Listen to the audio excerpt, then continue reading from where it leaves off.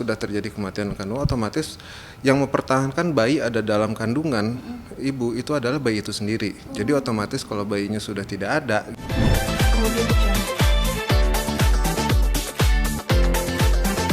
dalam kehamilan gitu ya, kita bilangnya itu kita sebisa mungkin tuh jangan sampai ngerusak ibunya juga.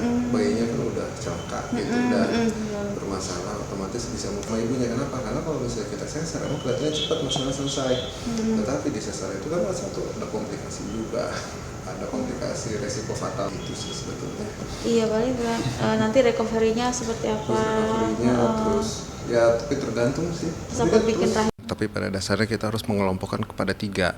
Satu, apakah ada masalah pada ibu, jadi apakah ada penyakit yang berat pada ibu, kayak sakit gula yang tidak terkontrol, sakit jantung sehingga gangguan aliran darah, atau penyakit yang lain. Lalu kedua, apakah ada kelainan pada bayi itu sendiri, jadi si bayi itu punya kelainan bawaan yang kita bilang letal atau mematikan, sehingga si bayi pun tidak bisa mensupport dirinya. Nah, yang ketiga yang kita harus lihat adalah bagaimana kondisi rahim dan ari-arinya.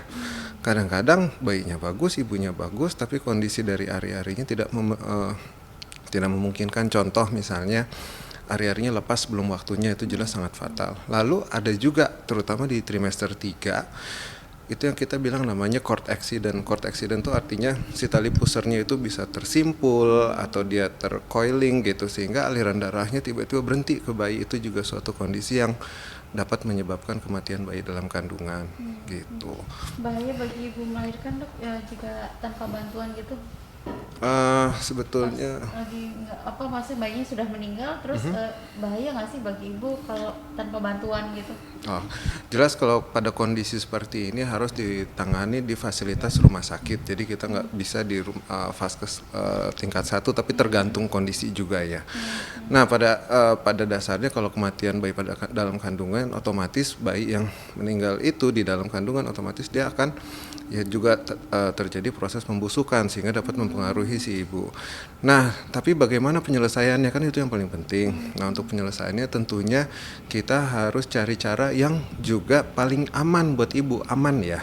Artinya gini, kadang-kadang kita dapat kasus seperti ini, kita bilangnya IUFD, intrauterine fetal death.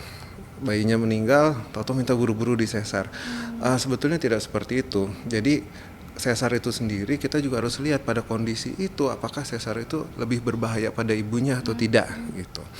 Nah, biasanya kalau kira-kira tetap memenuhi syarat untuk lahir dari bawah, ya tetap kita lakukan persalinan dari bawah selama syarat-syarat terpenuhi. Kadang ada kondisi yang lain, misalnya pada kasus yang perdarahan berat gitu, jika kita lakukan persalinan normal, kita khawatirkan komplikasi lebih berat, ya tetap kita lakukan sesar. Jadi kita lihat kondisi seperti apa dulu gitu pada pasien ini gitu. Dok, rahim bisa rusak nggak sih atau terganggu gitu jika melahirkan tanpa ada bantuan mungkin dari dokter atau bidan? Tentunya kalau tanpa tenaga yang profesional ya jelas bisa ya, karena kan yang kita takutkan dalam proses persalinan itu adalah setelah bersalin rahim itu harus kembali ke kondisi yang semula. Dan pada kondisi persalinan jelas ada yang namanya risiko perdarahan. Jadi bukan hanya rusak, sebetulnya komplikasi bisa kematian buat ibunya gitu. Ini ada kasus istri artis tuh namanya Aji Yusman. Jadi istrinya hamil 7 bulan, tapi dia dalam waktu 1 mingguan lebih lah, itu sebenarnya harus sudah dikeluarkan, cuman dia tidak bisa mengeluarkan mungkin karena kendala biaya segala macam. Nah, itu pada akhirnya dia bisa keluar sendiri bayinya gitu. Betul. Iya. Jadi kalau misalnya si bayi sudah terjadi kematian kandungan, otomatis yang mempertahankan bayi ada dalam kandungan ibu itu adalah bayi itu sendiri. Jadi otomatis kalau bayinya sudah tidak ada gitu, otomatis terjadi proses badan ibu untuk mengeluarkan apa yang di dalamnya. Tapi ya balik lagi kita lihat dari kondisi itu, kondisi ibu sendiri gitu. Kadang-kadang bisa keluar sendiri, bisa gitu. Kadang-kadang memang butuh bantuan. Kapan yang bisa kita tunggu? Satu, misalnya memang tidak ada komplikasi, infeksi, tidak ada perdarahan, mungkin kita bisa lebih tenang. Kenapa? Mungkin dengan cara yang normal, cara yang natural, satu pemulihan ibu juga lebih baik gitu. Ketimbang kita gerasa-gerusu, kita lakukan operasi.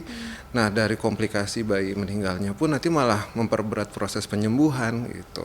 Jadi kita tetap harus lihat nih mana yang terbaik buat pasien. Kita lihat juga bagaimana kondisi ibunya saat itu. Biasanya untuk recovery sendiri berapa lama dok? Seperti itu.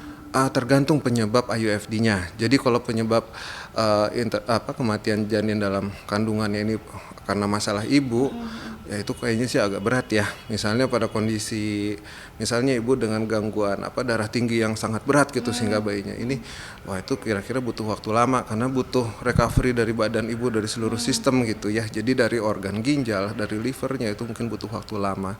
Tetapi kalau misalnya kasusnya karena cord accident, jadi misalnya karena simpul tadi pusat, simpul ya bukan lilitan ya, simpul tadi pusat ya mungkin penyembuhannya penyembuhan biasa kayak persalinan normal. Cuman pada kasus-kasus pada seperti ini yang kita harus awasi lagi karena kan setelah bayi lahir itu kan ada proses keluar ASI. Nah itu biasanya kita akan kasih obat atau kita kasih upaya gimana caranya biar ASI nggak keluar. Kenapa? Karena kalau ASI keluar tapi nggak ada yang menyusuinya gitu, otomatis ada komplikasi tersendiri gitu. Karena bisa abses, bisa sampai demam gitu. Oh, dok ini dalam kasus ini tuh si perempuan ini, si ibu ini, dia ada ini nggak sih kayak pemulihannya untuk tadi dokter udah bilang berapa lama ya? Tapi untuk terapinya gitu ada nggak sih dok? Atau obat untuk mempercepat pemulihan karena mengingat dia tuh lemes banget gitu? Tentunya sama seperti pemulihan persalinan pada umumnya ya. Kita lihat lagi ada masalah lain nggak gitu. Tentu itu diobati nomor satu. Tetapi pemulihan yang lain pertama ya pemenuhan nutrisi ya kayak kalori yang tinggi, protein yang tinggi. Tetapi pada kasus ini yang lebih penting adalah pemulihan terhadap emosional dan psikis gitu. Karena otomatis dengan kondisi psikis yang sangat down ya pasti ya sangat shock ya otomatis itu juga akan sangat mengganggu daya tahan dan pemulihan yang lainnya. Otomatis kan pasti susah lah makan ya gitu. Jadi itu yang harus benar-benar diperhatikan baik dari tenaga kesehatan atau dari keluarganya. Jadi ini benar-benar harus diperhatikan dengan baik gitu.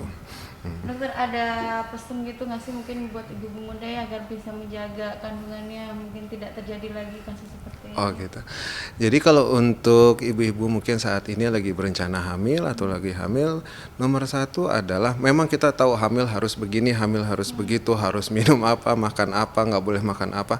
Tetapi yang lebih penting dari hamil itu adalah kita harus mengenali diri sendiri dulu. Faktor risiko di saya, bagaimana kondisi kehamilan saya, apakah sesuai nih dengan usianya, apakah sesuai dengan kebutuhan badan saya juga nih semuanya gitu. Jadi kalau misalnya udah tahu apakah ada masalah atau bagaimana kondisi kita yang aslinya, nah kita bisa tuh didiskusikan dengan tenaga kesehatan ibu-ibu gitu. Nanti di situ bisa tahu oh ternyata saya ini berisiko tinggi nih. Jadi upaya yang harus saya lakukan adalah ini. Oh ternyata saya sehat, tapi apa nih yang harus saya lakukan supaya saya dan kandungan saya tetap sehat juga sehingga nanti saat persalinannya nggak repot, pemulihannya juga bagus dan tentunya yang paling kita pentingkan adalah bagaimana quality dari bayinya karena kan yang kita pengen nggak cuman bayi bisa nangis, tentunya kita pengen kan bayi yang cerdas, yang kuat, yang sehat gitu. Iya mungkin itu. Cukup dokter, terima kasih. Tapi bebeknya nggak ngeberak atau hanya terjadi gitu? Kalau rumah sakit saya di sini kan bisa.